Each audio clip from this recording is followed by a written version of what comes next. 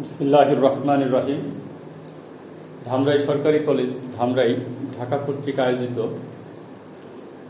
Online ভিত্তিক শ্রেণী কার্যক্রমে দ্বাদশ শ্রেণীর ইসলামের ইতিহাস ও সংস্কৃতি বিভাগের শিক্ষার্থীদের স্বাগত জানাচ্ছি। আমরা আজকে আলোচনা করব দ্বিতীয় পত্রের পঞ্চম অধ্যায় থেকে ৬ দফার গুরুত্ব ও তাৎপর্য, প্রেক্ষিত, মুক্তিযুদ্ধ ও স্বাধীনতা। নিশ্চয়ই তোমাদের মনে আছে, গত ক্লাসে আমরা আলোচনা করেছিলাম ঐতিহাসিক ৬ দফার পটভূমি এবং ৬টি দফা কি ছিল সে বিষয়ে আমরা আলোচনা করেছি। সুপ্রিয় শিক্ষার্থীবৃন্দ, পূর্ব পাকিস্তানের স্বাধিকার আন্দোলনকে স্বায়ত্তশাসনের আন্দোলনে রূপান্তর এবং স্বায়ত্তশাসন থেকে স্বাধীনতায় রূপান্তর, এই কর্মসূচি অত্যন্ত গুরুত্বপূর্ণ ভূমিকা পালন করেছিল। অর্থাৎ সর্বশেষ ১৯৭১ সালের মুক্তিযুদ্ধ এবং স্বাধীনতায় ৬ দফার গুরুত্বপূর্ণ তাৎপর্য রয়েছে। ৬ দফা ছিল মূলত বাংলাদেশের স্বাধীনতা ইতিহাসে অত্যন্ত গুরুত্বপূর্ণ একটি মাইল ফলক। এই আন্দোলনের মধ্য দিয়ে শেখ মুজিবুর রহমান মধ্যম সারির নেতা থেকে দেশের প্রধান রাজনৈতিক ব্যক্তিত্বে পরিণত হন। ৬ দফার মধ্যে যেভাবে অর্থনীতি, রাজনীতি, সামরিক সহ সকল বিষয় সন্নিবেশিত হয়েছিল, তাতে সমগ্র বাঙালি জাতি তাদের সত্যিকার মুক্তির পথ খুঁজে পায়। নিম্নে ৬ দফার কর্মসূচির গুরুত্ব ও তাৎপর্য সম্পর্কে আমরা এখন আলোচনায় আসতে পারি। প্রথমত, এটি ছিল একটি বলিষ্ঠ প্রতিবাদ। পাকিস্তানের কেন্দ্রীয় সরকার পূর্ব পাকিস্তানের জনগণের প্রতি সর্বক্ষেত্রে যে বৈষম্য ও শোষণ চালিয়ে আসছিল, ৬ দফা কর্মসূচি ছিল তার বিরুদ্ধে প্রথম বলিষ্ঠ ও সুসংগঠিত প্রতিবাদ।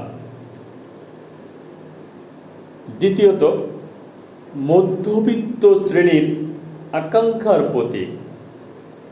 ৬ দফা কর্মসূচি ছিল পূর্ব পাকিস্তানের মধ্যবিত্ত শ্রেণীর আশা আকাঙ্ক্ষার প্রতীক স্বরূপ।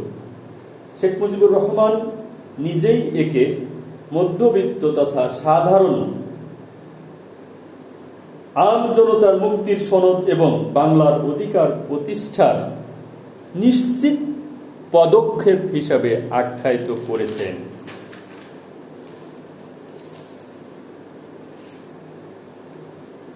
স্বায়ত্তশাসন দাবি। ৬ দফা কর্মসূচিতে বাঙালি জাতির জন্য চরম প্রত্যাশিত স্বায়ত্তশাসন দাবি জানানো হয়। নিশ্চয়ই তোমরা জানো, ১৯৪০ সালে লাহোর প্রস্তাবের মাধ্যমে শেরবাংলায় একে ফজলুল হক যে স্বায়ত্তশাসনের ভিত্তিতে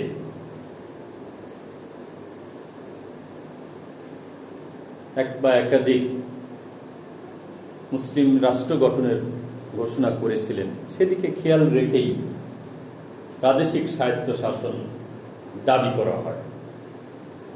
মূলত ৬ দফা ছিল পূর্ব পাকিস্তানবাসী অর্থাৎ বাঙালিদের আত্মনিয়ন্ত্রণ অধিকারের দাবি,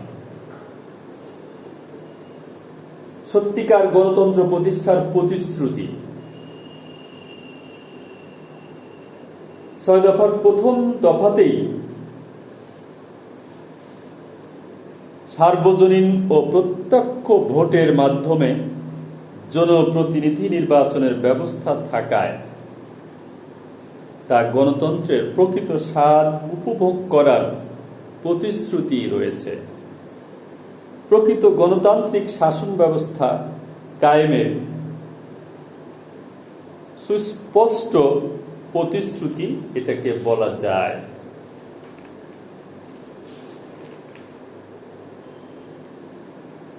দ্বিতীয় দফায় যেটি বলা ছিল যে ফেডারেল সরকার অর্থাৎ কেন্দ্রীয় সরকারের হাতে শুধুমাত্র দেশ রক্ষা এবং পররাষ্ট্র বিষয় থাকবে, বাকি অবশিষ্ট সকল বিষয়ে প্রাদেশিক সরকারের পূর্ণ ক্ষমতা থাকবে। অর্থাৎ এই 6 দফার এই দ্বিতীয় দফাতেই কার্যকর স্বায়ত্ত শাসন, যেটা অনেকটা স্বাধীনতার মতোই সার্বভৌমত্বের মতোই দাবি করা হয় যে দেশ রক্ষা ও পররাষ্ট্র বিষয় ব্যতীত সকল বিষয়ে নিরঙ্কুশ ক্ষমতা প্রাদেশিক সরকারের হাতে দিতে হবে।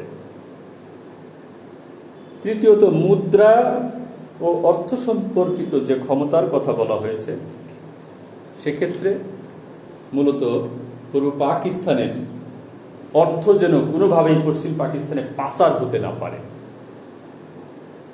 সেই রক্ষা কবচ তৃতীয় দফাতে বঙ্গবন্ধু শেখ মুজিবুর রহমান দিয়েছিলেন।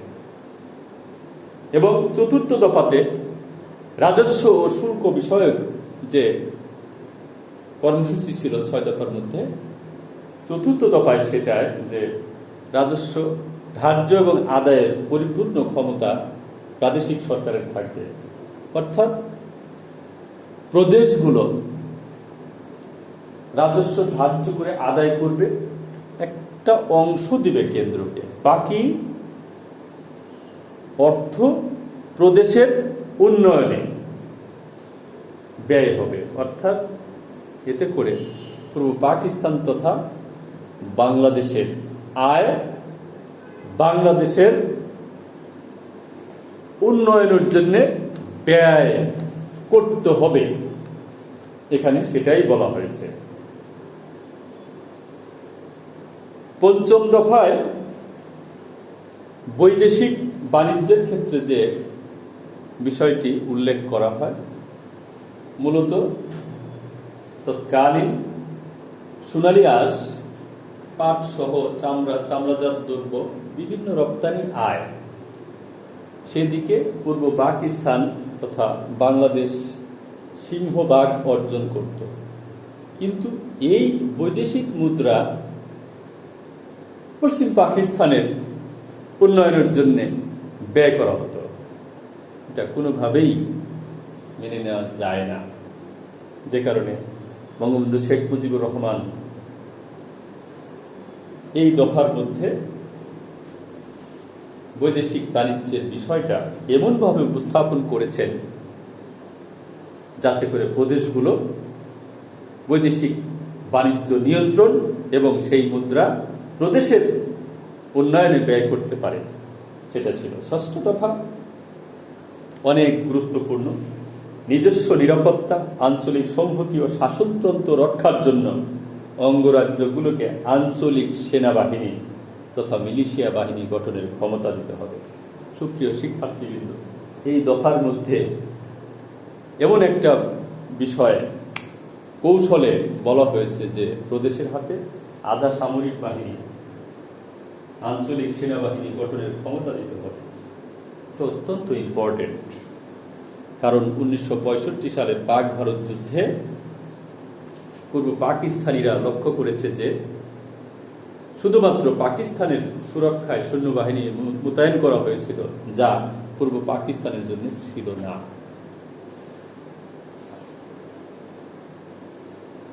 ছয় দফার তাৎপর্যের মধ্যে বাঙালি জাতীয়তাবাদের বিকাশ অত্যন্ত গুরুত্বপূর্ণ ঘটনা। 6 দফা ভিত্তিক আন্দোলন দমনের জন্য সরকার কঠোর নিপীড়নমূলক নীতি গ্রহণ করে। এর ফলে বাঙালি জাতির মনে বিরূপ প্রতিক্রিয়ার সৃষ্টি হয়, তারা নবজাগ্রত চেতনাবোধে উদ্দীপ্ত হয়। এ নবজাগ্রত জাতীয়তাবাদী চেতনা তাদের ঐক্য ও সংহতি জোরদার করে। তাদের এই ঐক্য, সংহতি ও সংগ্রামী চেতনার ফসল 1969 সালের গণ অভ্যুত্থান।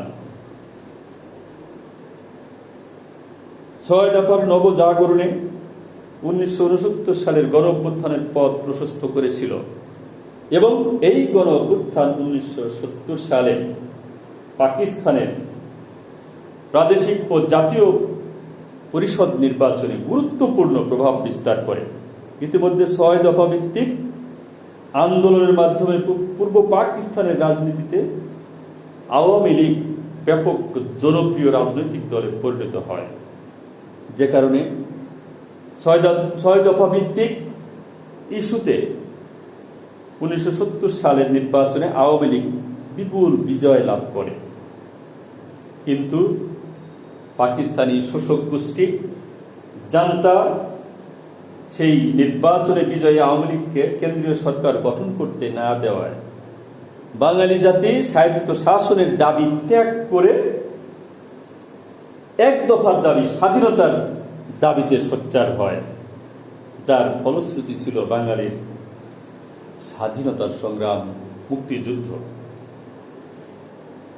স্বাধীনতা সংগ্রামের চূড়ান্ত রূপ হল 1971-এর মহান মুক্তিযুদ্ধ, যার মাধ্যমে বাঙালি জাতি শেষ পর্যন্ত স্বাধীনতা লাভ করে।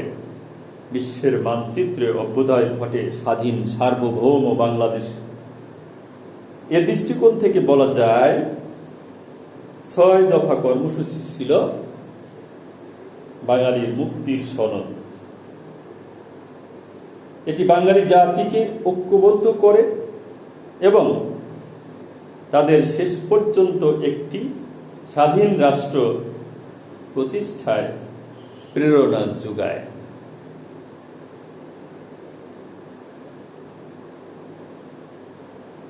পাকিস্তানি শাসক গোষ্ঠীর শাসন, শোষণ ও বঞ্চনার হাত থেকে বাঙালি জাতিকে মুক্ত করার জন্য এটি ছিল একটি সুচিন্তিত, সুপরিকল্পিত ও বাস্তব ভিত্তিক একটি কর্মসূচি।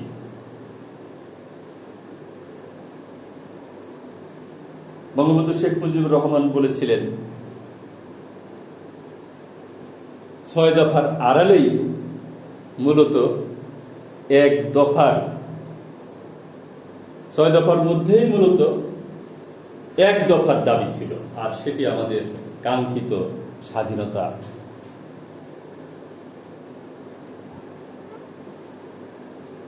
যা হোক, পাকিস্তানের ইতিহাসে, বাংলাদেশের ইতিহাসে 1966 সালের 6 দফা ছিল সুদূর প্রসারী এক তাৎপর্যপূর্ণ ঐতিহাসিক ঘটনা।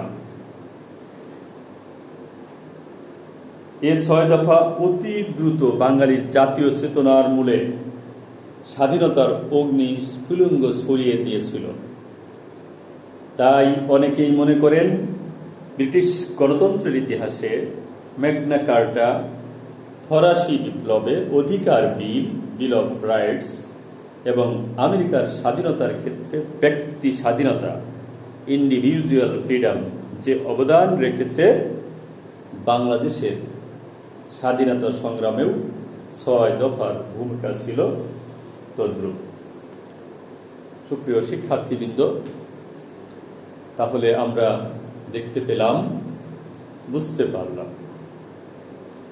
অত্যন্ত দক্ষতার সাথে রাজনৈতিক প্রজ্ঞার পরিচয় দিয়ে বাঙালি জাতির জনক বঙ্গবন্ধু শেখ মুজিবুর রহমান 1966 সালের 5-6 ফেব্রুয়ারি যে ঐতিহাসিক 6 দফা পেশ করেছিলেন,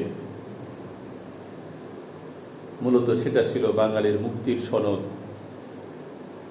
বাঙালির আশা আকাঙ্ক্ষার প্রতীক। এবং এই 6 দফার উপরেই ভিত্তি করে বাঙালি জাতি স্বাধিকার থেকে স্বায়ত্তশাসন এবং স্বায়ত্তশাসন থেকে স্বাধীনতা, এই পথে অগ্রসর হতে সক্ষম হয়েছিল। মাঝে 1969 সালের গণ অভ্যুত্থান এবং 70 সালের নির্বাচনে, যে নির্বাচনে বাংলাদেশ আওয়ামী লীগ বিপুল সংখ্যাগরিষ্ঠতা নিয়ে জয়লাভ করেছিল এই 6 দফা ভিত্তিক ম্যানিফেস্টো দিয়ে। অতএব আমরা জোর দিয়ে বলতে পারি যে বাংলাদেশের স্বাধীনতা সংগ্রাম, মুক্তিযুদ্ধের ইতিহাসে 6 দফার ভূমিকা অত্যন্ত গুরুত্বপূর্ণ ছিল। ধন্যবাদ সবাইকে।